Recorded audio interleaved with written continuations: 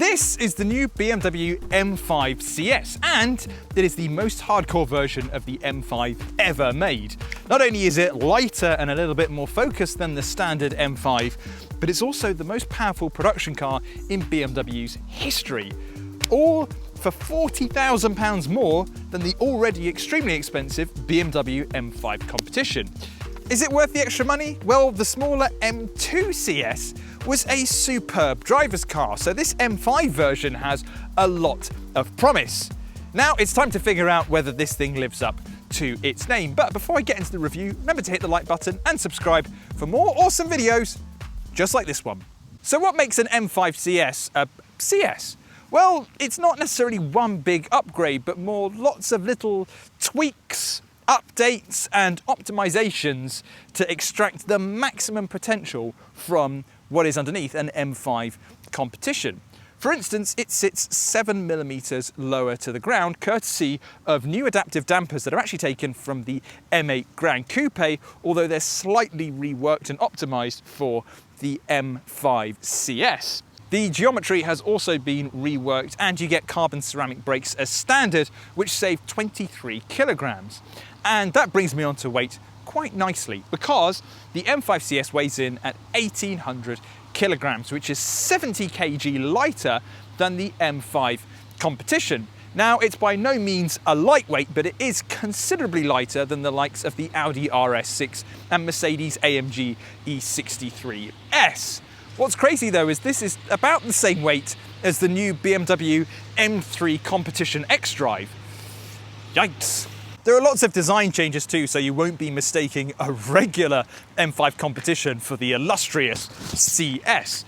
For instance, we have a carbon fibre bonnet with new carbon highlighted vents. We also have a carbon fibre lip running along the base of the front bumper, carbon fibre wing mirrors, carbon fibre roof, and also a carbon fibre spoiler at the back. Got new wheels down here as well, 20-inch forged wheels in gold, and they look gorgeous in real life. And speaking of gold, you also get gold highlights around the grille, and also this little bit that says M5 CS down the side of the car. To top it all off, you actually get yellow headlights at the front. Now, they've done that for a reason. It's actually a nod to the car's GT-LM endurance races, which run yellow headlights. So it kind of has that nod towards its motorsport background, even though the M5 doesn't compete in anything. The M touches continue on the inside, and it makes the CS feel like much more than just an expensive, slightly faster version of the regular M5. For instance, there's a CS logo on the dashboard, which is carbon fibre. An Alcantara wrapped steering wheel comes as standard and feels a bit thinner than before. You also get carbon fibre paddle shifters. The door sills are adorned with the M5 CS logo and are illuminated. There's even the outline of the Nürburgring on the headrests of the carbon fibre-backed bucket seats. And speaking of seats, you don't even get one in the middle in the back of the car. Instead, you just get two proper buckets for your passengers. You don't even get a storage bin under the armrest, because an empty bin is heavier than not having a bin at all.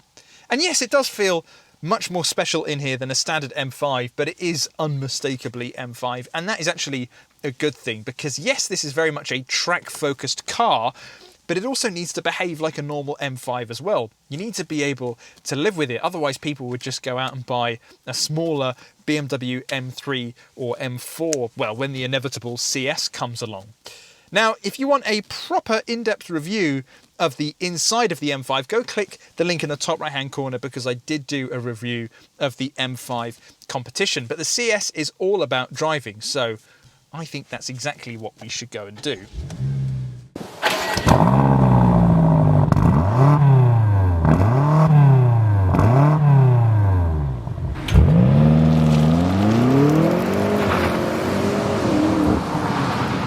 Now let's talk about the engine before we get into what it's like to drive. You get the same 4.4 litre twin-turbo V8 engine as you do in the M5 Competition, although there are some bespoke mounts for the M5 CS. You also get a bit more power. It's now up to 626 brake horsepower, up from 616 on the M5 Comp, making this the most powerful BMW production model ever made. Now, the reason I didn't bring that up earlier is because it's not a main part of the CS. I mean, it is a significant part. This is a ridiculously powerful car. But the CS is all about the corners, and this is a huge improvement over the competition. I thought the competition just felt a little bit numb and a little bit dead, and in all fairness, it just felt like a bit of a blunt instrument. This thing, however, feels like a proper M car. Wow, I have so much feedback at the moment, it's hard really how to process it. I know exactly what the road surface is doing through the steering wheel. This is a huge improvement over the M5 Competition. I can really scan the surface, feel all the little bumps and niggles in the road. It's heavier than the Competition too, but not so much that it detracts from the driving experience. It's still providing me with plenty of feedback, yet it's really easy to get in and drive. I've got the car in its raciest setting at the moment, which means that the suspension is in its stiffest, and so I can feel everything that the road surface is doing. And this road surface is not only really bumpy, but there's got lots of kind of cambers in the road, and I can just feel exactly where the car's going. It doesn't follow any of those cambers, which is good.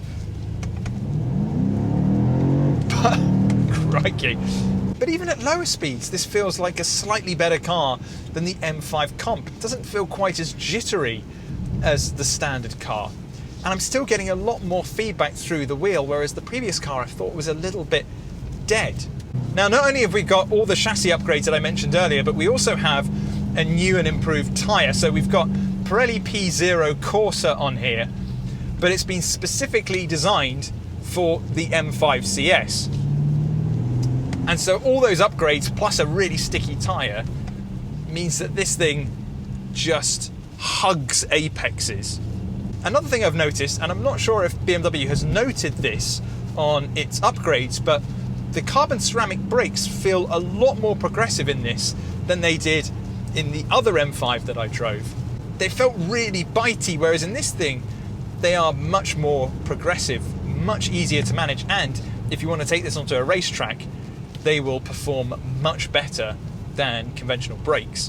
It delivers power so linearly, which is just incredible for a turbocharged car.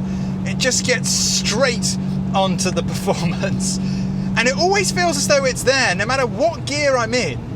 I always feel as though I've got plenty of power, plenty of torque, and in that sense it's almost like an electric car. It's just instant performance under your foot, and in fact in many ways some electric cars can lose puff kind of over 100 miles an hour.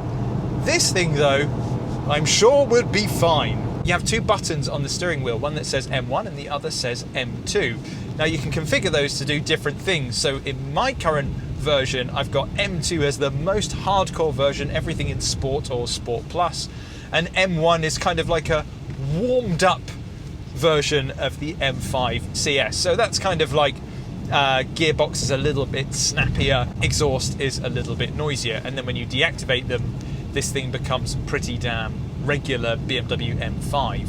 This 8-speed gearbox is super smooth, not quite as snappy as something like a DCT would. I think if this had a dual clutch box, it might feel that a little bit more sporty than it is. You might be able to get some kind of blips on the downshift, just give you a little bit more character, but they've done a really great job with what they've got to work with. Automatic gearboxes aren't that characterful, yet it's actually really quite good in this. Now, I think life would be a little bit difficult if you had it in the most severe M setting. So if you put it back into just normal M5 mode, it's staggering how good this car is. It feels almost more refined than just a regular M5. It's more comfortable, more relaxed. You don't have the same kind of jitteriness that you do with the M5 Comp. And so as something to live with, I almost think I would prefer the CS. And that's where things become quite interesting, because when I saw the M5 CS, and I'm sure a lot of other people thought this as well, kind of thought it was a bit pointless. A lightweight, track-focused, four-door saloon that's nearly 2 tons. Well, they've made it work. Like the M2 CS, just lots of little improvements here and there that all culminate in a fantastic driver's car. This isn't just a blunt instrument, a brute like the M5 Competition. It's one you'll want to go out and properly drive.